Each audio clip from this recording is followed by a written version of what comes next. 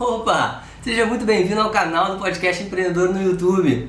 Assina o canal e clica no sininho para não perder nenhuma entrevista com empreendedores, CEOs e fundadores de empresas ou startups que estão literalmente transformando o mundo que a gente vive. Se você gostar também, lembra de dar um joinha, porque isso ajuda muito a espalhar nossa mensagem e fomentar o empreendedorismo e a inovação no Brasil. Beleza? Vamos nessa?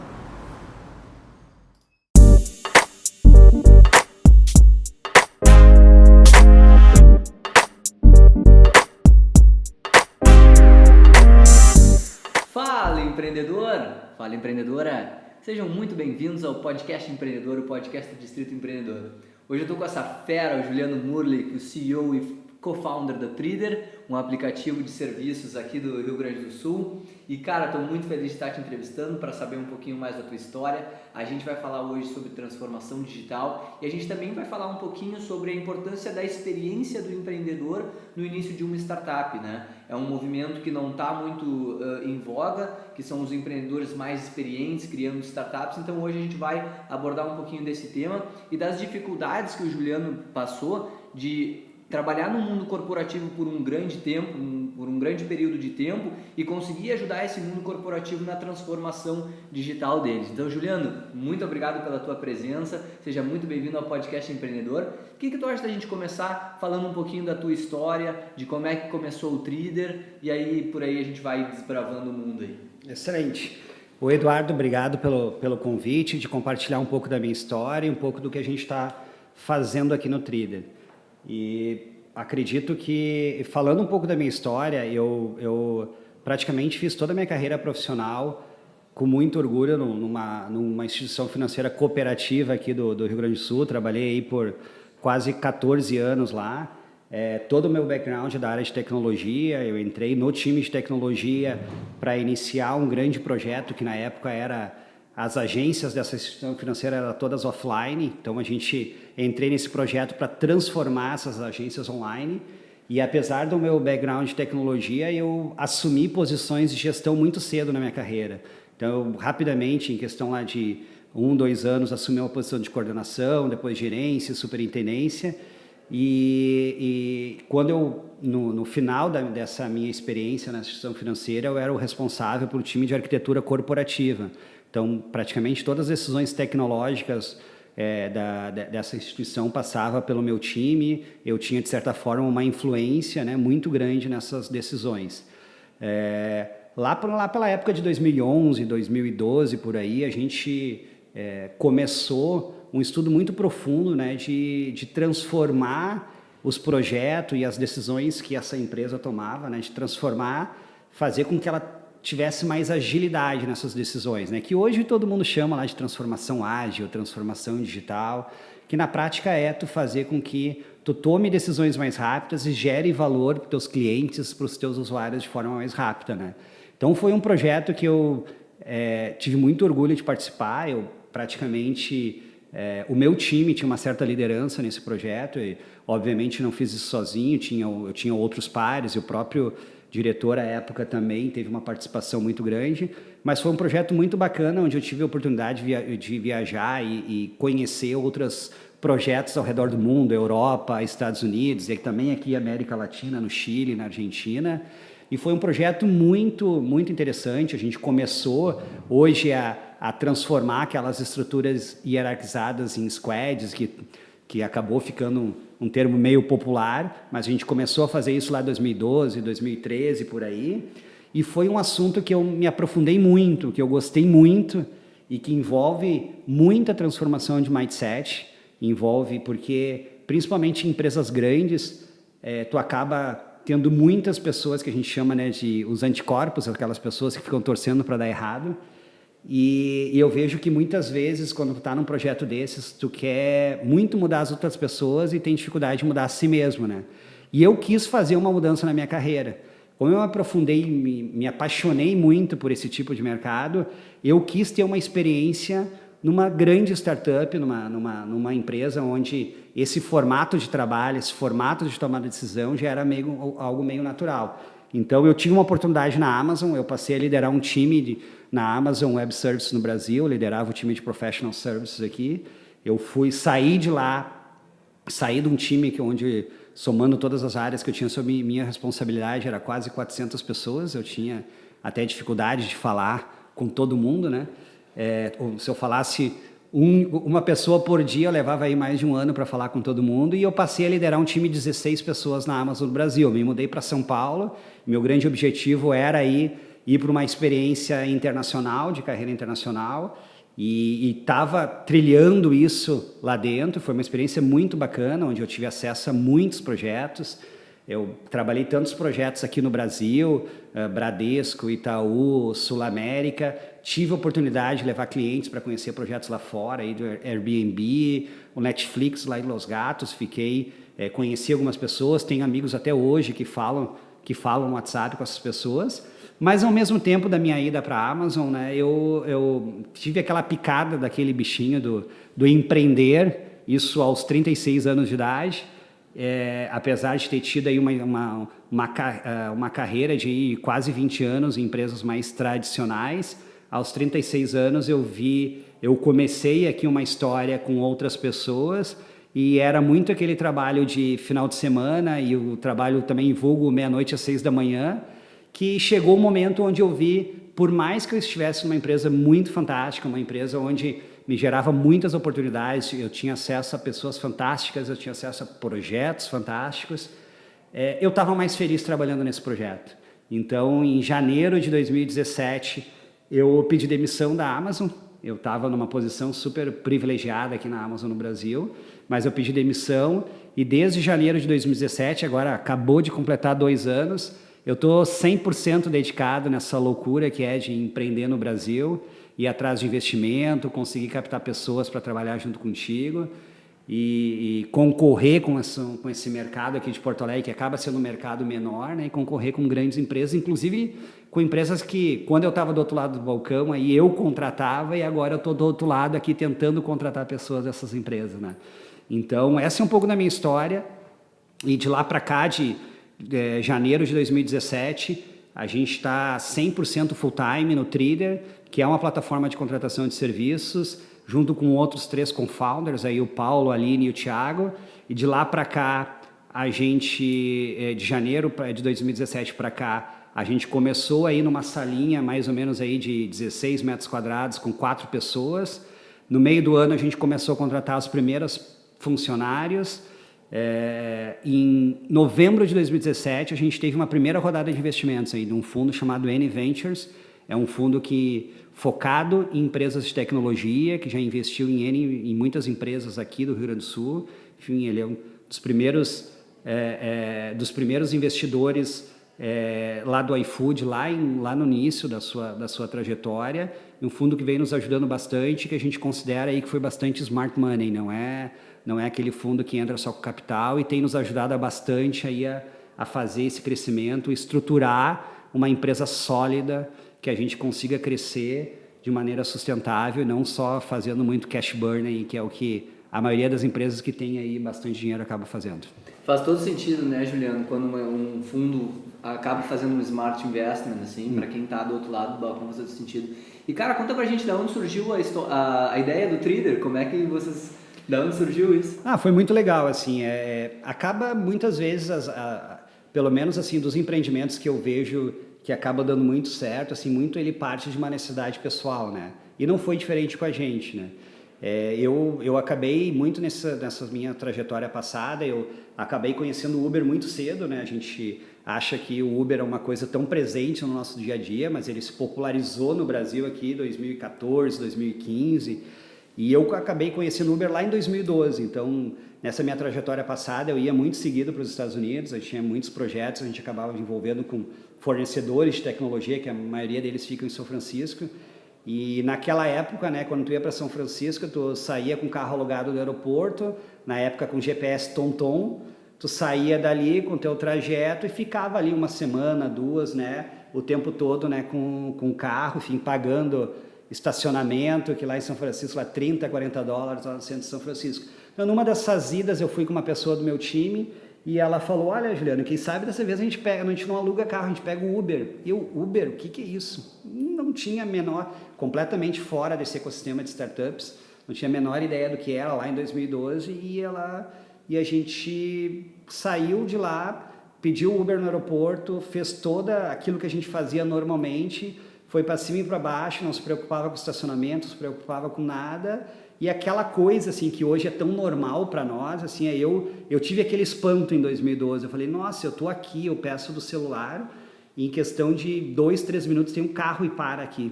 Eu consigo pagar no cartão de crédito, não me envolvo com dinheiro e tudo mais. Então, naquele momento, eu falei, gente, isso é um modelo de negócio perfeitamente replicável.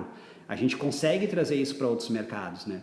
Na minha vinda para cá, eu sempre fiquei com aquilo na cabeça. Na minha volta para cá, eu passei por uma reforma na minha casa e hoje quem passa por reforma ou tem alguma coisa para arrumar em casa, tu acaba, quando tu conversa com essas pessoas, tu acaba elas tendo muito mais experiências negativas do que positivas. Porque é um mercado, de certa forma, assim, desregrado, as pessoas não têm preocupação com horário, preocupação com qualidade, e muitas vezes, hoje, 99% do que tem é sob indicação. Então, tu tá aqui numa roda de amigos, tu vai em algum lugar, tem um eletricista para me indicar, tem um cara de ar-condicionado para me indicar, e aí você acaba indicando. Muitas vezes aquela pessoa te indica, mas ela, de certa forma, ela não gera um compromisso. Se tu tiver qualquer problema com aquele profissional, tu não vai falar para um amigo e dizer, olha, aquele profissional lá tive problema, tu vai pagar metade, tu vai me devolver o dinheiro? Não, tu acaba nem falando com aquela pessoa até para não constranger e não tiver qualquer tipo aí de abalo na relação. Então a gente viu que era uma oportunidade que resolvia um problema real. Então eu fiquei muito com aquilo na cabeça, assim, muito com aquela situação que a gente poderia resolver isso de maneira. Na época a gente fez várias pesquisas e não tinha ninguém no Brasil, de certa forma, eu estou falando aí já em meados de 2015, a gente não tinha ninguém no Brasil, a gente olha aí vários mercados, existem plataformas muito bem consolidadas e até hoje a gente não tem uma plataforma de serviços consolidados no Brasil. A gente tem várias pessoas que estão tentando, mas aí num formato muito ainda de páginas amarelas na internet, e a gente tem a convicção que esse não é o melhor modelo, porque quando tu tem um problema na tua casa, tu não quer um telefone. Quando tem um problema na tua casa, tu quer o problema resolvido. E mais do que isso, né? Se tu tiver problema, tu tem que ter um pós-venda desse atendimento, tem que ter alguém que te ajude a resolver esse problema. E a gente não tem nenhuma plataforma no Brasil que consiga resolver isso fim a fim. Então a gente entendeu que era algo que resolvia um problema real.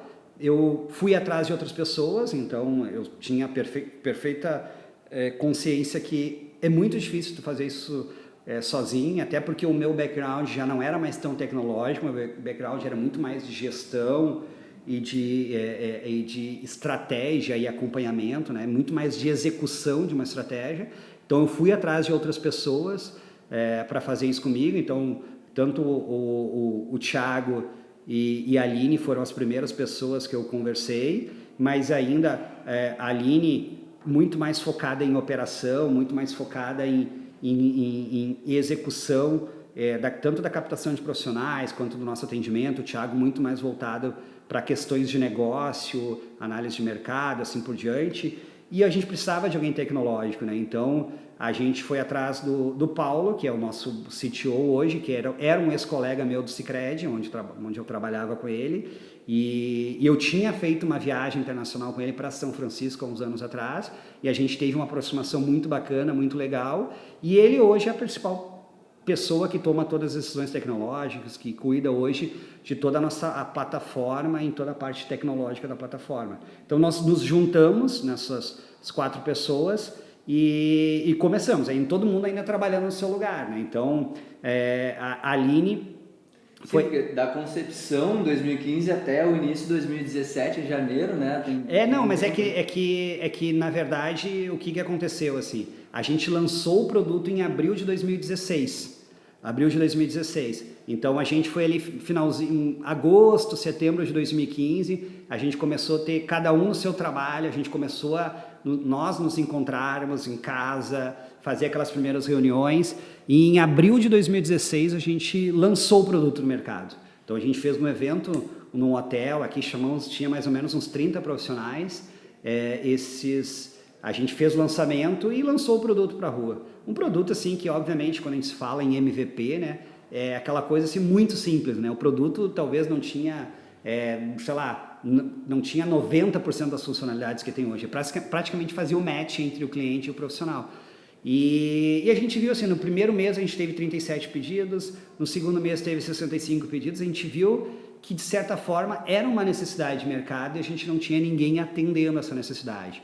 Então, na sequência disso, daí a gente teve o Thiago, ele pediu demissão, o Thiago trabalhava na IBM, então foi o primeiro a pedir demissão, e se juntou a Aline lá dentro dessa sala que eu te falei, 16 metros quadrados. Aí depois, em outubro, foi lá o Paulo também pediu demissão do Sicredi, e em janeiro eu pedi demissão do Sicredi. Então, do lançamento em abril, a gente teve alguns meses até todo mundo conseguindo ter aquela dedicação exclusiva. E janeiro de 2017, foi mais ou menos uns 10 meses depois do lançamento, aí sim que a gente teve 100% do time dos co-founders com dedicação exclusiva.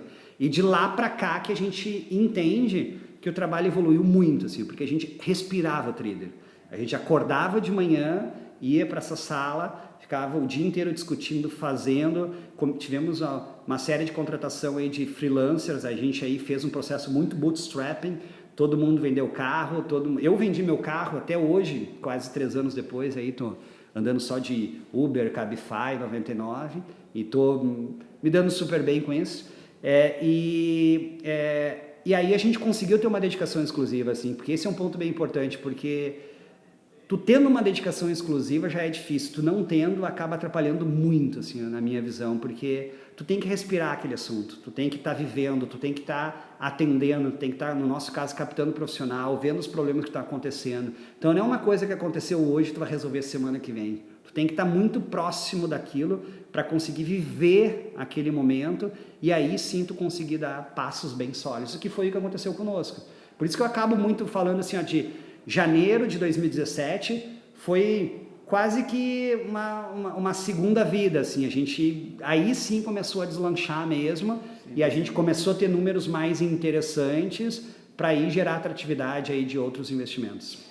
Muito bom, Juliano. Eu queria aproveitar já para pegar o gancho assim e para entender de ti qual que tu acha que foi a importância dessa experiência e dessa troca super cautelosa que vocês tiveram, né? A Aline começou se dedicando mais full nessa salinha pequena e aí depois o pessoal foi saindo das suas empresas. Eu acho que isso traz muito gancho do empreendedor mais cauteloso, que de acordo com as pesquisas é o cara que sucede melhor, né? Ele começa com um side job, ele vai entendendo o mercado e aí quando ele percebe tá maduro o suficiente, ele pula 100% do tempo, assim. Qual é a tua opinião sobre isso? Eu acho que, vamos lá, tu empreender mais tarde e tu empreender mais cedo, eu acho que ambos têm prós e contras, né? Então, nenhum melhor, nenhum pior. Eu falo um pouco da minha história, assim. Eu me considero, agora, depois que eu fui descobrir essa palavra, assim, eu me considero um intraempreendedor. Então, eu sempre fui um empreendedor dentro das empresas que eu trabalhei.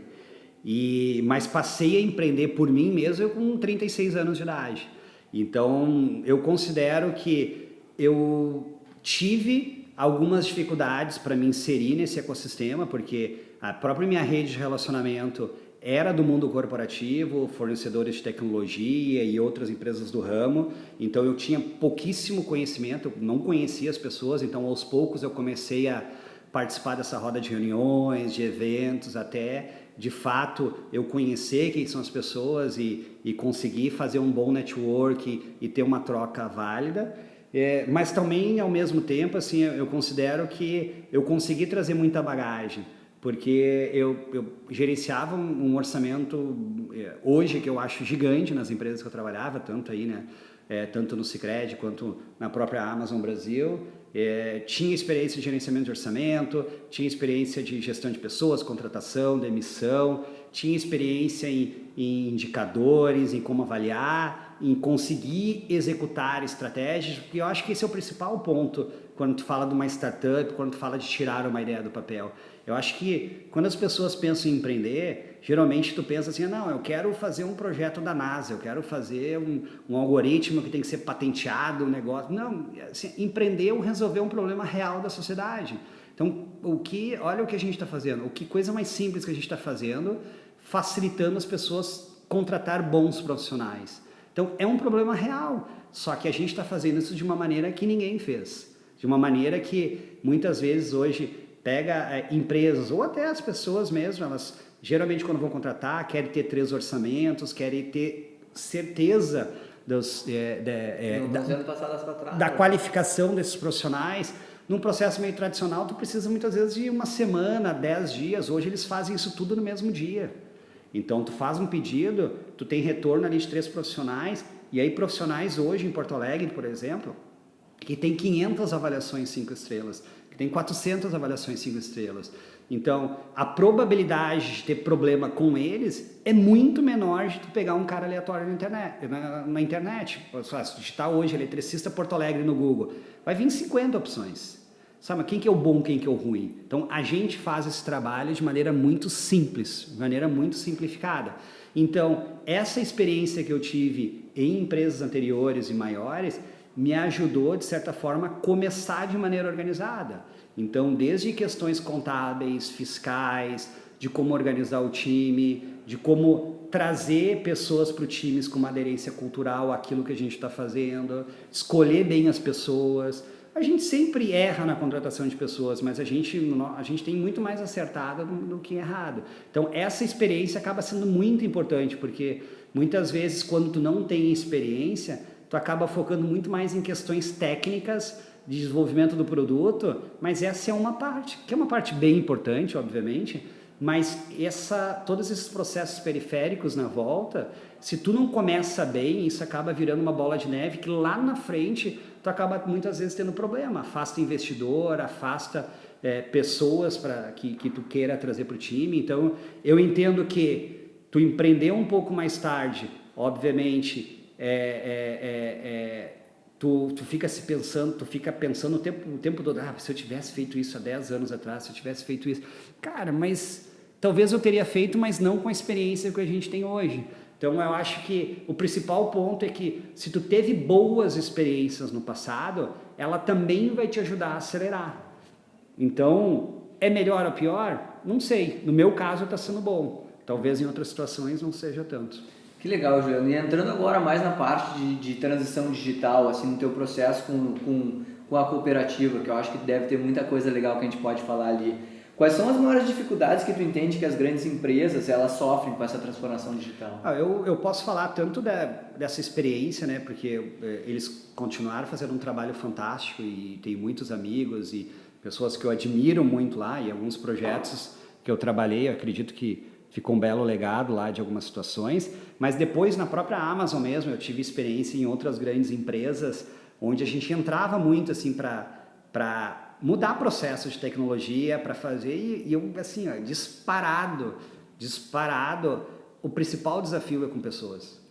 O principal desafio, porque a gente, infelizmente, quando a gente fala de trabalhar de uma forma mais colaborativa, onde as pessoas elas têm um poder maior de participação de decisão, muitas pessoas não estão preparadas para isso, né? As pessoas, de certa forma, querem tomar decisão, mas muitas vezes elas se omitem na hora de tomar decisão. Então, obviamente, um processo onde tu fala hoje uma transformação ágil, tu tem uma squad, tu tem um time de produto, onde é um time multidisciplinar, tem tecnologia, produto, muitas vezes marketing, todo mundo numa volta da mesa, de certa forma é um processo que expõe mais as pessoas, porque todo mundo tem que tomar decisão, uma decisão rápida. Não é mandar um e-mail para um departamento que aquele e-mail vai ser encaminhado para outro, que o cara vai ler semana que vem, assim por diante. Não, tem que tomar decisão ali na hora. E aí nessa tomada de decisão, tu acaba expondo a tua opinião, que hora vai ser certa e hora vai ser errada. Isso fica muito evidente e nem todo mundo está preparado para isso. Então quando eu vi muito claro isso nessa minha transição, porque tu mudar pessoas que estão trabalhando 10, às vezes 15 anos num formato e tu fazer com que elas mudem, infelizmente, e aí não é nenhum demérito a pessoa nenhuma, tem pessoas que nunca vão se adaptar a trabalhar nesse formato. E aí elas acabam fazendo o papel lá que a gente fala, os anticorpos, elas acabam torcendo para que as coisas dêem errado. Tipo, olha lá, viu? Eu disse que não ia dar certo. Não ajudou nada, mas eu disse que não ia dar certo. Sim. E quando nessa minha outra experiência, é uma experiência onde as pessoas que foram selecionadas para trabalhar já eram pessoas com esse mindset. Obviamente, tu acaba sempre cometendo alguns erros, mas já eram pessoas desse formato. Então, acaba com que tu tira muitas travas da tua empresa. Então, isso é muito importante. Então, eu vejo que as pessoas acabam muitas vezes se apegando em orçamento, em tempo, em processo, mas na verdade tudo isso é modificado por pessoas. Se as pessoas querem fazer, se as pessoas estão motivadas a trabalhar no novo formato, tudo vai acontecer. Cara, é impressionante, porque eu tinha notado aqui exatamente essa pergunta que eu ia fazer. Qual é a importância das pessoas nesse processo todo de transformação digital? E acho que tu respondeu, né? Toda. E aí eu modifico um pouco a minha pergunta, Juliano, para te perguntar como é que foi. Eu acho que a gente está falando muito aqui sobre cultura organizacional, né? E eu acho que esse é o processo e o grande desafio que as empresas estão passando. Como é que elas conseguem adequar um pouquinho mais as suas culturas ao mundo moderno, mais moderno, com as pessoas novas que estão entrando, assim. E como que tu enxerga que foi essa mudança de cultura nesse processo todo de transformação que tu passou nas empresas, dentro das empresas? Se é que houve, né? Eu não sei. Não, com certeza. Eu acho que esse processo cultural, ele acaba muito funcionando, né? Quando tem um alto apoio e vamos lá, quase que ainda da alta gestão, né? Quando tu pega lá, seja CEO, independente de qual nome do cara, CEO, presidente, seja o que for, ele acaba percebendo que isso é algo inevitável para a sobrevivência daquela organização para os próximos anos, porque o que vai acontecer, né? Tu pega esse movimento de startups, né? Eles estão vindo, são empresas que não têm qualquer comprometimento que talvez com o passado desse próprio mercado, que eles estão fazendo uma disrupção, fazendo completamente algo novo. Quando tu tem uma empresa que já está há muito tempo naquele mercado, ela tem, de certa forma, alguns apegos. Ela tem, muitas vezes, dificuldade de destruir aquilo que ela mesma construiu no passado. Isso acaba sendo muito dolorido, muito dolorido. Então, se tu não tem um apoio da alta gestão que começa com essa transformação cultural de cima para baixo, então as pessoas acabam ficando, de certa forma, até confusas. Assim. Eu entendo muito assim, que as pessoas, assim, uma coisa que eu sou extremamente contra, assim, as pessoas criarem área de inovação. Sério? Eu ia te fazer essa pergunta agora, acabei de anotar. Porque assim, quando tu cria uma área de inovação numa empresa, automaticamente tu está passando a mensagem para os outros, quem vai inovar na empresa é aquela área. E aí tu acaba, quem não foi para a área, fala que eu vou inovar, depois eu vou fazer uma coisa aqui, e aí quem vai ganhar os louros, né, o crédito por aquela inovação vai ser a área de inovação. Então deixa que eles inovem. Cara, é exatamente isso que eu ia te perguntar, porque hoje o movimento das empresas é muito, inclusive, tirar a área da inovação de dentro da empresa, né? Para não ser afetado. É uma estratégia que eu acho que ela funciona por um tempo, mas nessa minha pouca experiência, os casos que eu vi mais dar certo é quando a inovação ela está no DNA da empresa. Todo mundo inova. Seja a tia que faz o cafezinho ou o cara mais tecnológico. Todo mundo tem que pensar em inovar. Todo mundo tem que pensar em fazer de maneira diferente. Por isso que ele tem que ter um alto apoio da alta gestão. Ela tem que ser um dos pilares estratégicos da empresa, a inovação, todo mundo. Não um departamento que é o cara que, não, agora tu vai inovar, tá? Não, todo mundo tem que pensar isso. Isso, de certa forma, tem que entrar num processo de construção de qualquer tipo de projeto dentro da tua empresa.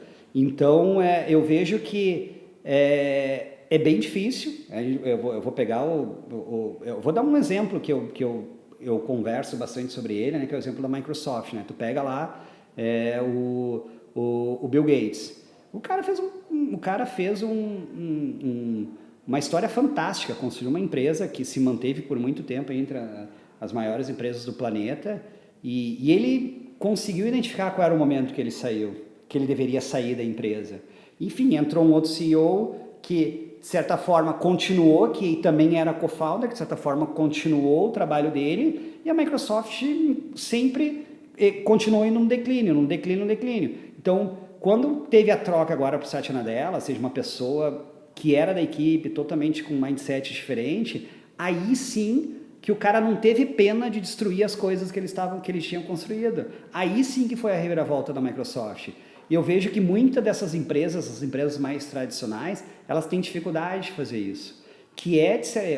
Eu vejo que o Satya Nadella conseguiu transformar a cultura da Microsoft. Eu visitei dentro dessas minhas idas lá para os Estados Unidos, eu tive mais de uma vez na sede da Microsoft, e tu vê assim que é uma empresa completamente diferente. Tu não podia ter, os funcionários não podiam ter, por exemplo, o iPad, não podia ter iPhone Hoje tu vê pessoas lá dentro usando Mac, usando assim por diante. Então é uma mudança, tu não tinha o Office para Mac, entendeu? Então são coisas assim que ele entendeu, eles detestavam, era uma briga com o Linux. Hoje tem distribuição da Microsoft, de Linux da Microsoft, né? Então é uma troca de mindset muito grande. Se não tiver esse grande apoio da alta gestão, ela dificilmente acontece. Quer fuder, Juliano, essa história que tu tá contando, com essa tua experiência. A gente tá se encaminhando mais agora para uma parte final do nosso podcast, assim. E, cara, qual é o teu recado para aquele empreendedor que está iniciando, assim, aquele cara que está começando a empreender? Essa é uma parte que eu gosto sempre de fazer mais motivacional, assim, com a tua experiência. Faz de conta que eu estou aqui buscando, que eu sou um cara que quer empreender. O que tu tem para me dizer? Olha, eu tenho, primeiro, assim, 2 dicas, né?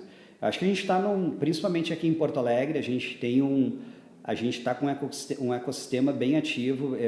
De 3 anos para cá, eu vejo inúmeras melhorias, as pessoas estão conversando mais, a gente tem muita gente fomentando esse ecossistema, mas quando tu está empreendendo, o teu maior bem é teu tempo, porque tu tem muitas coisas para fazer. Se tu não fizer uma coisa hoje, no outro dia tu vai chegar, aquela coisa não está feita, tu tem que fazer. Então tu tem que ser muito seletivo nas tuas participações em eventos, para não ir muito naquele mais do mesmo, assim. E o que eu vejo hoje, assim, tem muito mentor fazendo mentoria de coisa que nunca fez. Então eu acho que tu tem que escolher quem é a pessoa que tu vai conversar, escolher quem é a pessoa. Aquela pessoa fez aquilo lá, realmente fez, ou ela está ali no palco falando. Então eu acho que isso é um ponto extremamente importante. E o segundo ponto aqui é a questão de as pessoas, voltam a falar, querem empreender, elas acham que tem que ser uma criptomoeda, fazer um não sei o que com blockchain, inteligência artificial. Tu tem que resolver um problema real que ninguém resolveu. Ponto. De quando tu acorda de manhã até tu chegar no teu trabalho, quando tu volta para casa, vai para a faculdade, passa o teu final de semana, tu passa por inúmeros problemas mal resolvidos, inúmeros processos com ineficiências. Escolhe um desse e resolve.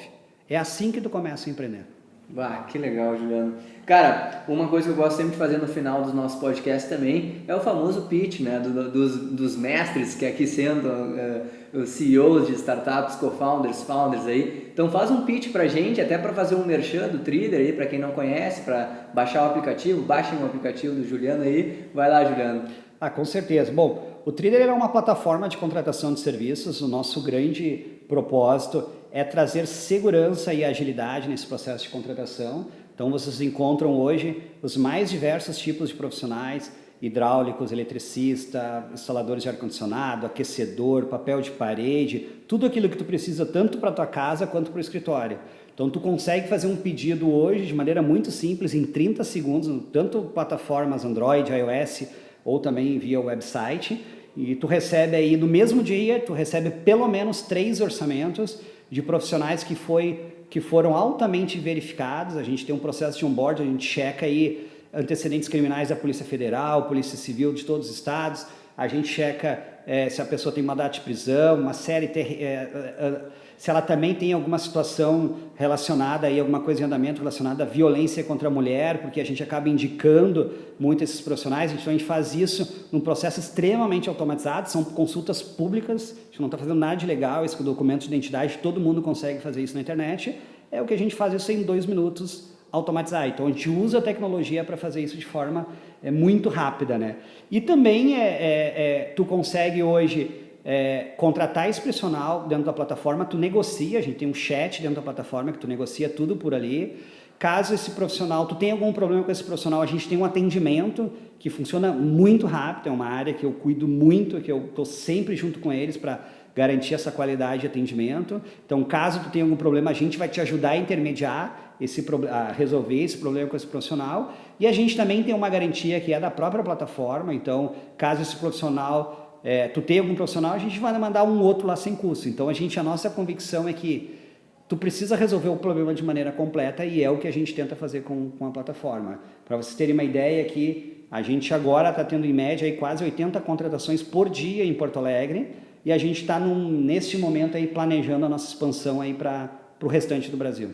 Que a fuder. Essa era a próxima pergunta. Quais são as próximas cidades, Juliano? Já tem aí? A gente ainda fez um estudo, a gente tem aí um set de 7, 8 cidades aí, que é Curitiba, Brasília, Belo Horizonte, Florianópolis, Campo Grande, Cuiabá, Recife. A gente está discutindo qual é a ordem delas. Então, a gente está tanto fazendo um estudo de mercado, um estudo de concorrência, está definindo aí por onde a gente começa e quais são os próximos passos aí. Mas vai ser uma dessas aí. Legal. E Juliano, redes sociais, não sei se o pessoal pode te adicionar. Eu uso muito o LinkedIn, não sei se tu também. Não, também muito fácil. A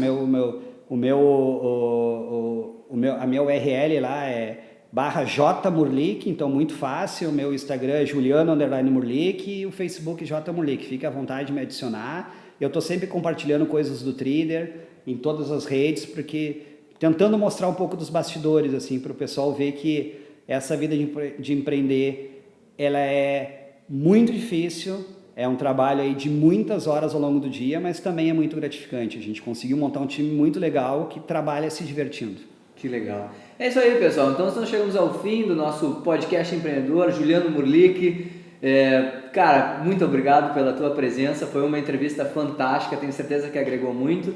Se você gostaria de mandar, se você está a fim de mandar uma sugestão de tema ou gostaria de indicar alguém para ser entrevistado aqui no podcast, mande um e-mail para contato@distritoe.com.br. Juliano, me adicionem também no LinkedIn, Eduardo Tannhauser, no Instagram, Eduardo Dudes, aí as redes estão abertas para vocês. E Juliano, muito obrigado, cara, pela tua presença. Nossos ouvintes e eu agradecemos demais o trabalho que tu está desenvolvendo pra gente aí. E vida longa ao Trader, que a gente seja muito bem sucedido aí. Certo, muito obrigado pelo convite, pela participação. Espero que seja proveitoso aí pro pessoal. Um abração. Valeu!